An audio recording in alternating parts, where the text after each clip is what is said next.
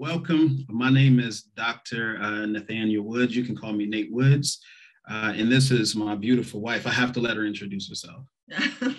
I'm Paige Carol Woods, Dr. Paige Carol Woods, and you could call me Paige or Paige Carol. Either one floats. Thank you for having us. Yeah, and so what we want to just talk to you about, we're excited for this invitation and allowing us to come share. So what we want to talk to you about today is just sharing your story from a trauma-informed perspective. And we're not going to take too much time. We're going to move right through this. And what we're going to talk about, or what we're going to cover, is what is trauma? What are ACEs? Why is this even important? And then we're going to talk about this idea of practical applications from a leadership perspective and from a development perspective. We love to leave you with practical applications. And we love the fact that Aaron did the same thing. And then if time permits, we're going to close with a story called The Eagle. So what is trauma? If you really think about it, trauma is described based on definition. Trauma are the experiences that are especially upsetting or frightening that cause long-term health problems. And then trauma leads to adverse effects on the brain and body that can impair one's ability to learn, whether that is around work and whether that is in your life. I think it's very important that we identify two things here. Trauma can happen both from a personal perspective, and then trauma can also happen from a public perspective. Let me give you some examples of what I mean. From a personal perspective, trauma can happen through sexual assault, from sexual abuse, domestic violence, interpersonal violence, and or witnessing any of the things that I've already labeled and more. From an example of public trauma or traumatic events would be that of a natural disaster. It could be war or community violence. If we think more common or something that's more known or prevalent right now is pandemics.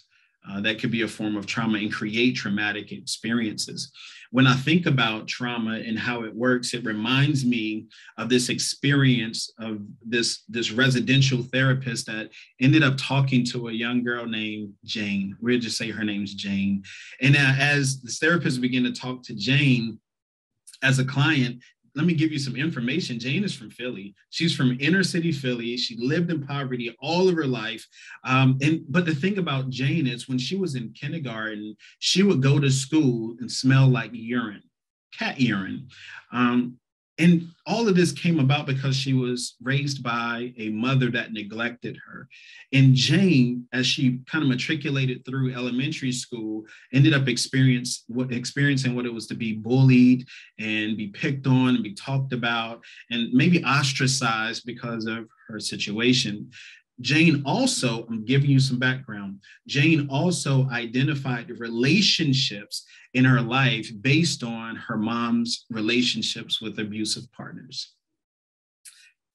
At the end, the therapist spoke to Jane and said, Jane, from a socially appropriate behavior perspective, what are your thoughts? And Jane simply said, I think I can't be kind because my kindness would be taken as weakness.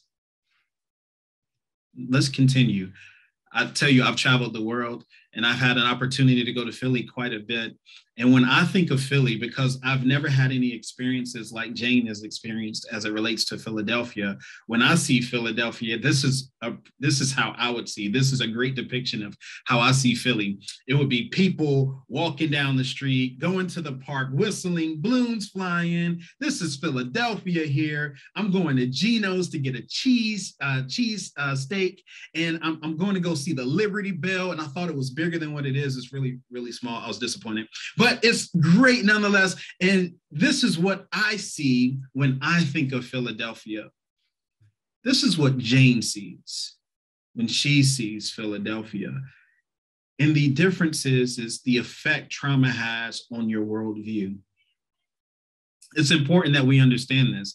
I was never abused in Philly. I was never neglected in Philly. I was never bullied in Philly, but Jane was.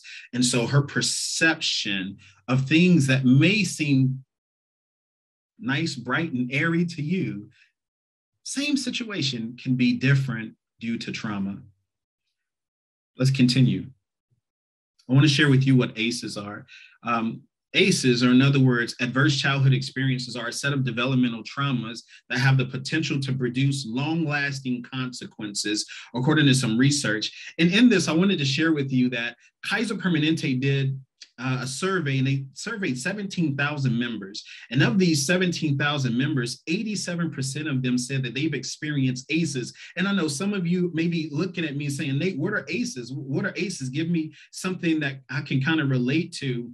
And ACEs are different type of childhood experiences that may shape or develop the way that you think from a traumatic perspective.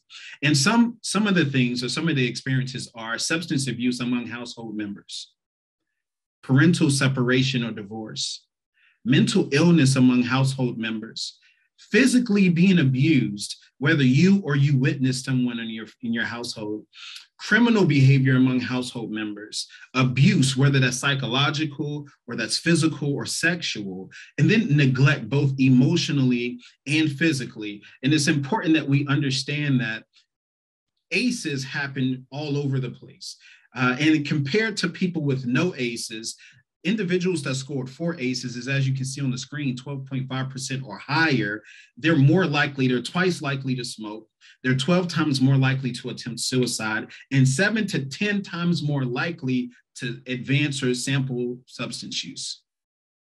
Let's dig a little bit deeper. I'm not doing this so that you can say, oh, we're closing with a grim perspective. No, I'm not. That's not our attempt. Our attempt is to talk about why. Why is this important? Why is trauma important? Because in a series of studies conducted by the World Health Organization, researchers determined that 70% of the world's population, not the United States, of the world's population has experienced at least one form of trauma. And truth be told, individuals on average experience 4 to 5 traumatic events in their lifetime. Nate, why is this important? Get to the point. I hear you. Let me get there. This is the point. When we go and we advocate for ourselves and we advocate for other people, we have to consider trauma. I want to share 3 points with you, because trauma will change the way you see the world. Can change chemically in your brain, it changes the way you see the world. The first point I want to share with you is a single story. So I would encourage all of you to look up, there's a TED Talk on the danger of a single story. If you've never seen it, you need to watch it. It is very impactful, very powerful, and you will understand thoroughly what I'm talking about when I share this point. Single story. Too often, when you're in a place like this and you're going to go advocate for yourself or advocate for others, then what happens is you spend time listening to people's stories. And from a trauma-informed perspective, what we want you to do, or what we want you to know, or what we would encourage you to do, is think about this. You're more than one single story. So whatever great thing you've done in your life, you're greater than just that one thing. And in trauma-informed practices or care makes us look at the whole person, the holistic view of the person, instead of the one dimension of the person. So if I've ever come across someone who committed a crime or might have done something in their life that they're ashamed of, or might have been abused or neglected or gone through hardship, that's only one story. And the danger to the one story is if we stay on that one thing, we limit that a person's ability to expand. I really want to encourage you that you're more than one story. More than that is that you have the ability to take the pen or the writing utensil back for your life so that you can narrate other stories in your life. It's so important that we understand that we have the ability to narrate our lives, and that we have an opportunity to share what we're narrating. So many of us have grown up and other people have had the pen to our lives. When we're children, people have the pen. They're actually writing out the things that are happening in our lives. And as we get older, what happens is we're supposed to take back the pen so that we can dictate the way that our story is going to be. The second thing I want to share with you is empathy. From a trauma-informed perspective, empathy is important because what it does is it challenges us to not just look at ourselves and our own situations, but the other person. Shelly did a fantastic job. Thank you so much, Shelly, for introducing us. But if I could use you for an example, Shelly has experienced hurt in her life at some point. I've experienced hurt in my life at some point. And my hurt, Shelly can't relate to. Shelly's hurt, I can't relate to. However, we both can relate to hurt. And because we can relate to hurt, we have common ground so that we can speak to each other. And the beauty about this is, and I'm gonna have to go back to the single story, when I'm sitting across from someone and I'm lobbying, or if I'm sitting across from someone at a conference, or I'm trying to advocate for a group of people that can't speak because their voices can't be heard unless I show up, I have to understand the person that's sitting across from me does not have a single story. And their single story is not limited to just me sitting down talking to them and them saying yes or no. And then I have to empathize with them because maybe they're carrying a weight that I don't even have a clue about because of the position they're in, and then the opportunity they have to lead a larger group of people. I'm just saying we have to do a better job at empathizing. The last thing I want to share with you before my beautiful wife steps in is coping mechanisms. And this is very important because often we step into positions where we have to advocate for others and even for ourselves. But if I've been exposed to neglect or abandonment, then what happens is if I'm advocating for something or I'm speaking out for someone and it gets shut down, or the answer is no, or it gets denied, or it gets pushed back, sometimes I may look at the situation and say, they rejected me. When in fact, they didn't reject me. They said no to the idea. But when you've been exposed to trauma and traumatic events, what tends to happen is I attach my identity to what it is I do. Whew, I had to breathe on that one. You're more than what you do. If you attach your identity solely to what you do, you go again to limiting yourself to one single story. All right, I'm going to pass it to my wife so I don't keep going on this topic. All right, so you're now saying, okay, you've given me all these theories, you've given me definitions, you've given me topics. What does that, how do I even translate that to my life, right? How do I take what you just gave me and make sense of it? And when I go to lobby, when I go to a senator or representative, when I go home. So this is the practical application piece. And I'm going to give you 4 points to help you relate this and apply this in your life. So we're going to start with integrity. All right. So integrity, you're like, what does that even mean? Well, integrity is what we teach our boys is do the right thing because it's the right thing to do. You do what's right because it's right. So if you don't stand for something, you'll fall for anything. That's a famous phrase many people have heard, right? And if you really think about it, if I'm not standing for anything, like for one thing or for multiple things, then anything is possible. So I literally can fall to anything. All right. So it's important to know what you stand for, and knowing what you stand for. Part of that is knowing who you are, right? So who am I? The idea of integrity is centered around you making a decision of who you are. Then 2, working every day to be a better version of that. So one objective, first, I got to know who I am. That's going to take some self-reflection. All right. That's not who the society defines you as. That's not who your family defines you as. That's who you look inside yourself and determine who you are as a person. Mm-hmm. And then you're working every day to be a better version of that. You're never going to hit perfection. Okay. This life is not about perfection. It's about progress. It's about a process. Okay. It's like a logarithmic graph. And if you see it, your line goes close, it gets close to the top, but it never actually touches it because that's not the objective. The objective is every day trying to be a better version of who you said you want to be. So have you determined that you're a forgiving person? Do you choose to see the good in every situation? Do you take pride in holding grudges?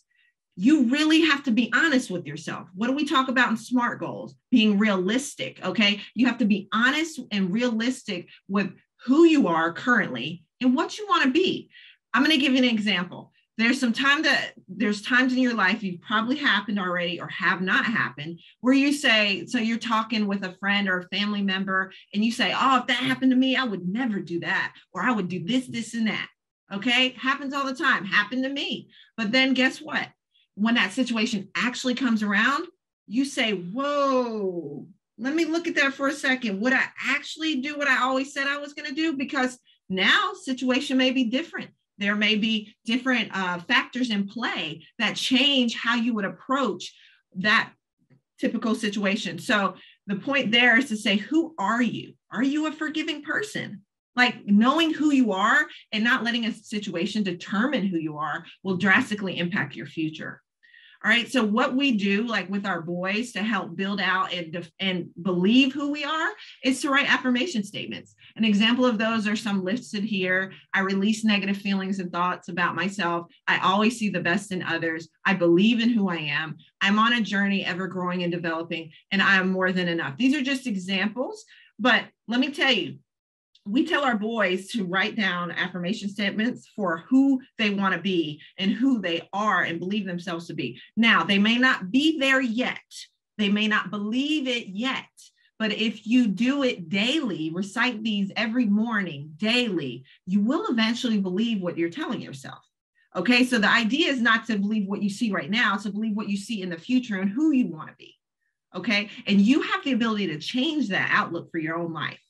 All right, so we're going to move on to the next, which is collaboration. Okay, I know that you all believe that you can do it on your own, but you can't.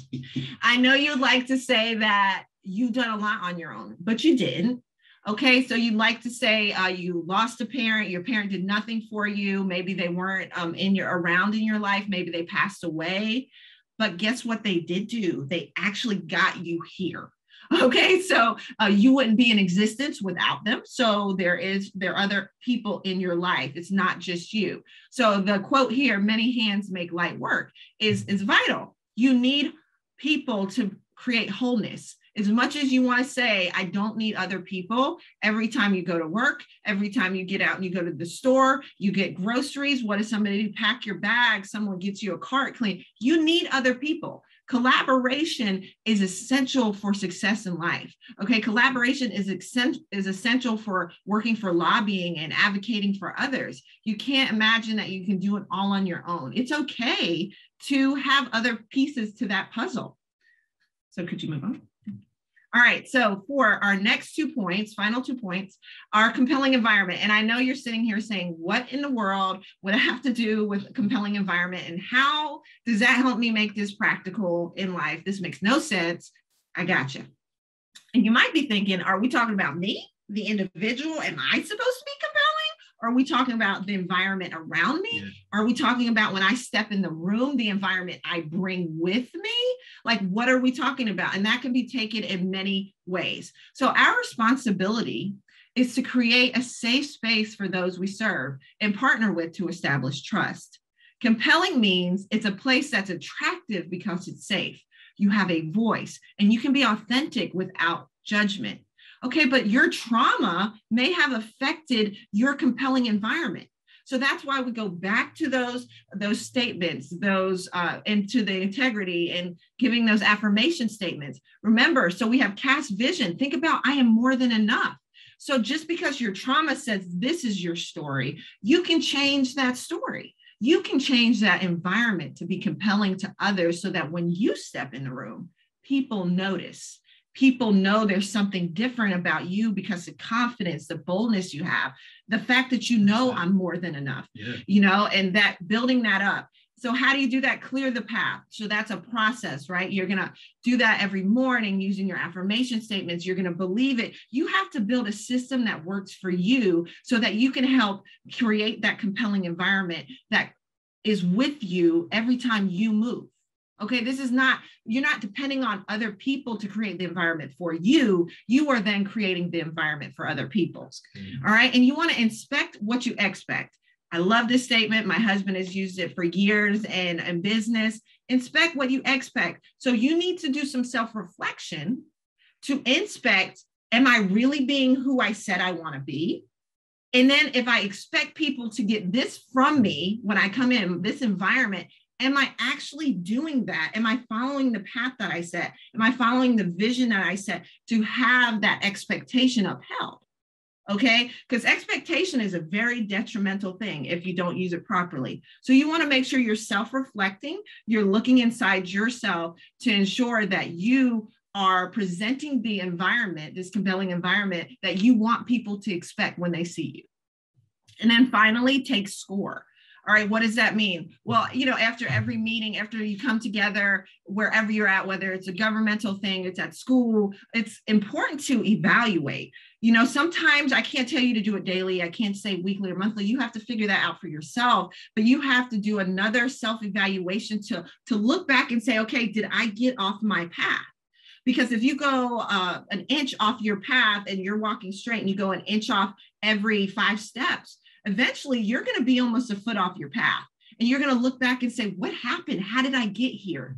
So it's important that you take points in your life. Like I take them monthly, sometimes daily, depending on the season I'm in, to look and self-evaluate, where did I go wrong? Where am I still on my path?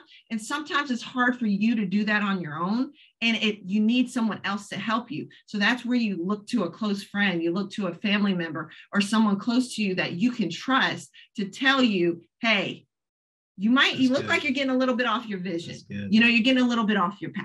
That's good. Can I jump in real quick? Yes. Beautiful. I just want to say this really quick. I think it's important when we talk about compelling environment, so often people have a lot of negative voices that are speaking to them.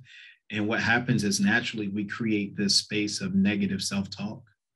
And so another part of that inspect what you expect is also surveying the people we're allowing to help write our stories, right? And so if you have a lot of people that are speaking negative to you, it's important for you to do these affirmation statements and help the people around you do these affirmation statements, because for a lot of people, truth be told, this is the only positive talk they're getting.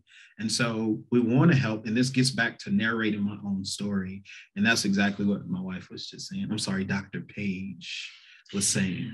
So, and not to keep you much longer, self-care, our last point. And, that resonates through this whole day. It's all about self-care. You'd love to say that you could do it all without caring about yourself, but that's a lie. Okay. If your own mental, physical, and emotional health is not in place, then everything falls apart around you. That compelling environment is shaky. It's shaky ground. Okay. It's not something trustworthy. So you want to make sure that you implement some self-care methods. So as this diagram here shows, self-care can be asking for help. But let me give you a definition. It's a little bit complicated, a little bit complex, but I want to give it to you because that's what we do. We provide you with the facts, the information, and we come back and give you some supporting. So self-care, the World Health Organization defines self-care as the ability of individuals, families, and communities to promote health, prevent disease, maintain health, and to cope with illness and disability with or without the support of a healthcare provider. All right, that's not to say, I'm going to take this and I'm going to break it down. That's not to say that your self-care can't involve a counselor, can't involve a doctor that prescribes you medication that helps you balance your hormones out or helps you deal with your anxiety. That's not what that's saying. It means that you've got to be able to find the coping mechanisms, there's that word again, where you take care of yourself. So that can look like asking for help. That can look like spending time alone, taking a step back, forgiving yourself. Wow, that's a big one. Let's take that back to Erin. She talked a little bit about that. You got to forgive yourself. And I think that's something that we hold on to as human beings. We'll hold that guilt and shame for so long, but it's important that you let it go, because if you don't, it can really impact your compelling environment, impact your story. And sometimes it's hard to know how to do that. So it's okay to talk to a counselor, to talk to someone.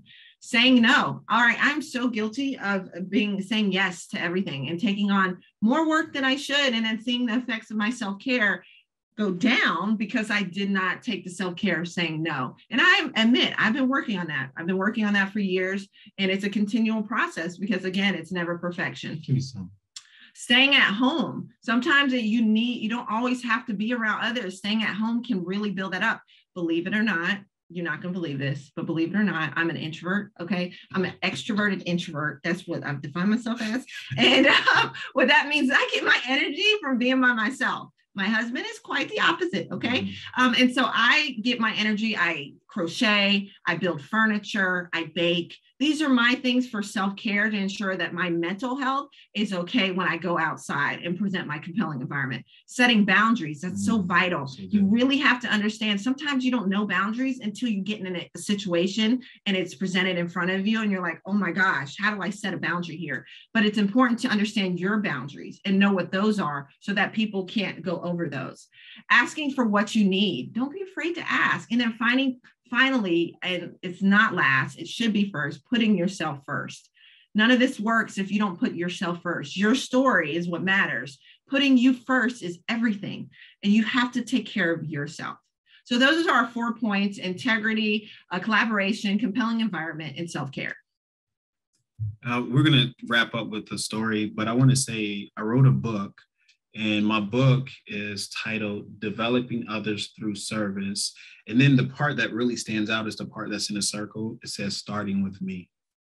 So developing others with service, through service, but starting with me. So I must first learn how to develop myself, take care of myself, and then I can properly go out and serve others. Let me give you this story, and I want to apologize if this is a story dealing with an ego that could offend anyone. That is not our intent.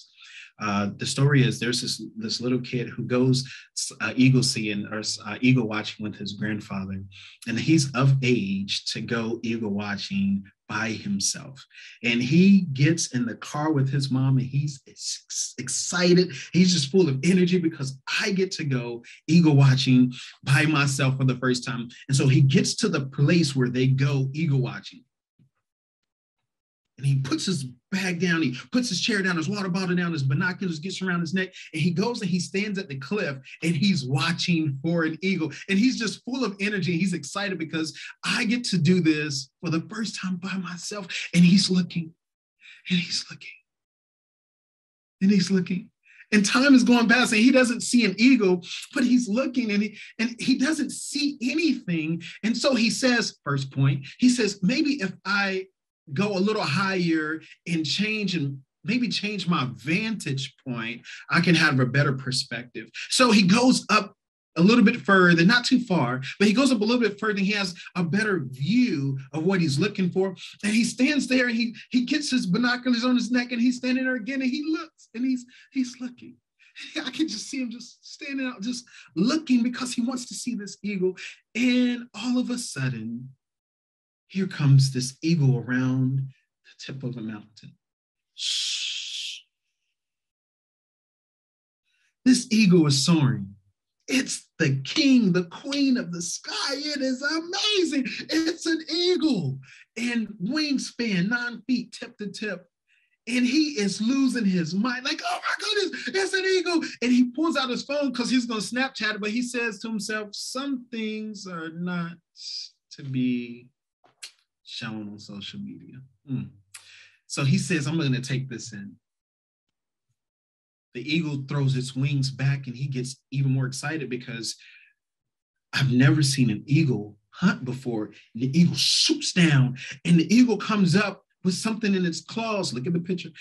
Comes up with something in its claws and it's soaring. And he's like, oh my goodness, Grandpa's going to be excited when he sees this. When I tell him about this, it's going to be wild. And the eagle starts to soar and it gets shaky a little bit. And he's like, this is not normal. And it's shaky a little bit. Then the eagle starts to plummet to the ground.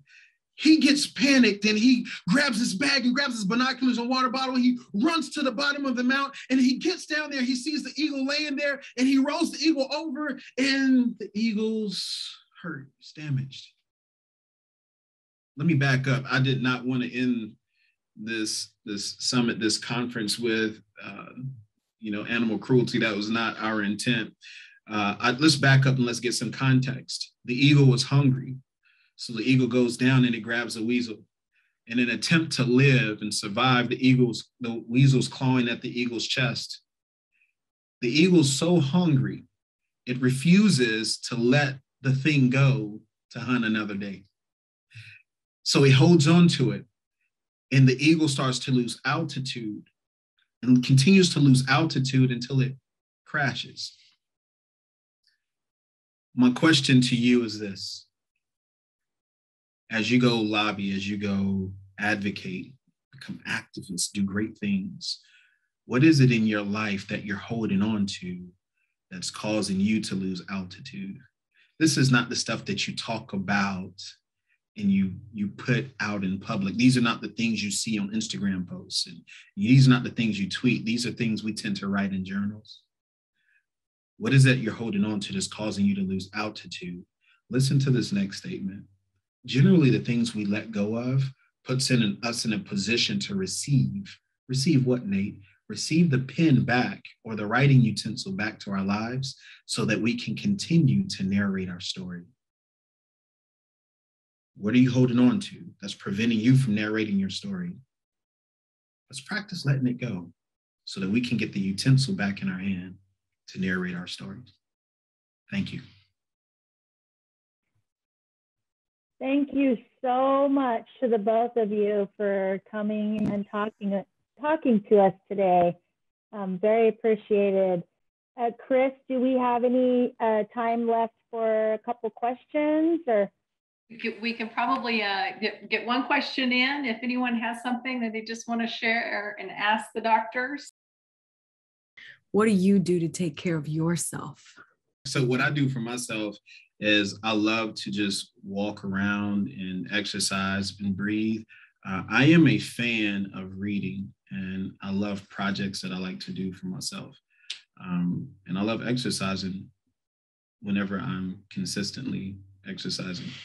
And then I mentioned I'm very crafty in art, so I draw and I paint. And then like I just got out of a baking season. I was just baking everything. I just felt like baking, it was like my escape. And now I'm in my crochet season, so I've done lots of quilts and hats and a lot of hats, and I just move into different seasons, things that are just really cathartic for me and help me put down my day-to-day work and just like get lost and have fun. Something else we love is we're very family oriented, and so board games like playing Sorry or Monopoly or Operation or Pictionary, those are things we love to do. And a part of my wife's therapy was she built this bookshelf that's behind us. That's some of the work. So Chris, it's on you. I know you said one question. I didn't want to go beyond that. What criteria do you use in terms of what to say no to? Because there's a saying from Ghana that says the reward for good work is more work. And I'm one of those people who's always being asked, being assigned, because I'm reliable, I can be counted on. And so the things that I'm just like, wow, if I say no, I'll miss out. But what criteria do you use really for saying no? And that's what I wanted to ask. Thank you. Okay, so I would say this. There's a quote that says, if you don't know your value, it's not my job to show you your worth. And that quote is powerful because we have to know our worth and our value. And because I may be great at something, I know for a fact I'm great at leadership, and I love teaching and great at that. But I value myself enough to not run myself in the ground and water down the quality of work that I'm presenting. And so if I teach everything or try to lead in every capacity around me, what happens is it gets watered down. So what I do is I've gotten to the place now to where I'm only going to take, I have enough days that I've allotted to work.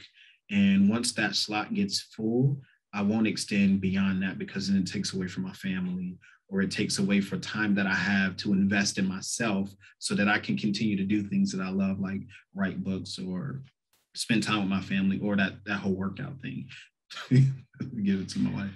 Oh man. So as I mentioned, I'm continually learning. That's a continual process for me. I can state in the last several years, I have learned my value.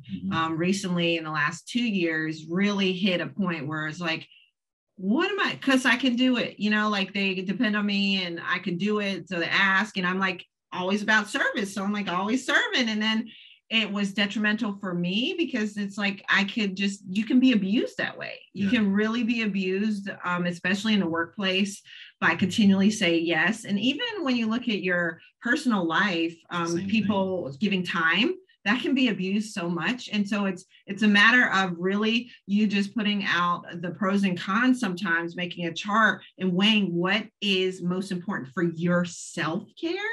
Okay, because this all comes back to how you're going to handle, how are you going to be a month down the road? Okay, I'll give you a real life situation. I also work another job just for fun at the hospital. I don't have to, but I was working 7 days a week. So 5 days at the school and then 2 days at the hospital. And my husband, who is wonderful, is like, yeah, you're not going to last more than a month with that. And I was like, this is me trying to say, like, I can do it. Like, I can keep going.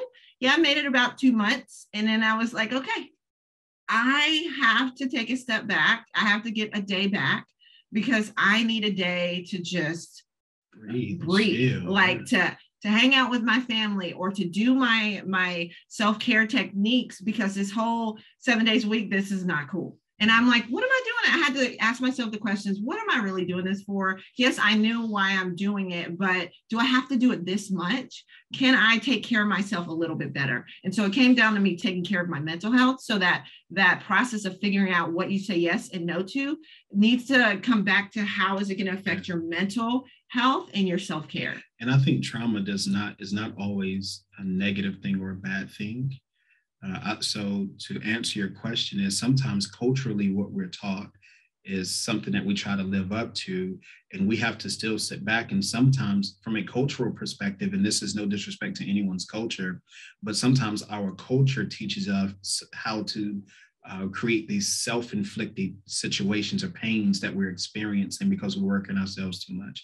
And so culturally, we have to go back and assess ourselves and say, really, is this the best thing? Just because I was taught it or raised up in it, is this really the best thing for me right now? And saying no doesn't necessarily mean I'm not going to ever do it. It may be I need to hold off until later. And so really doing a scoping call. That's in project management, we scope. And so we find out, bring all the parties, the stakeholders to the table, and we find out, do we have all the resources to accomplish this task? And after you do that type of assessment of your life, then you can say, look, I'm going to wait until I finish this, and then I can take on something else. And if I don't finish this in this time, then the answer is no, I'm not doing anything extra. I would love to support, give $1 or $2, but here you go. But I can't go beyond that because it's going to run me in the ground, and hopefully that $1 or $2 will help you. And I'm thinking of you. And you know what? You have to know who you are. Goes back to knowing who you are. In that situation where I had an epiphany like a year or two ago, it was made to me that, you're not, if you say no, like you're not caring for the student. And I had to step and say, well, I completely disagree. I know me, and I know I go over and beyond for the student. That guilt is not going to come on me. And I know this about me, so that comes back to the just knowing who you are and who your value. Yeah, that's so good. That's so good. Thank you again so very much for coming in today. It was a great speech and good information for everybody moving forward. So thank you. Very appreciated. Our pleasure. Thank you.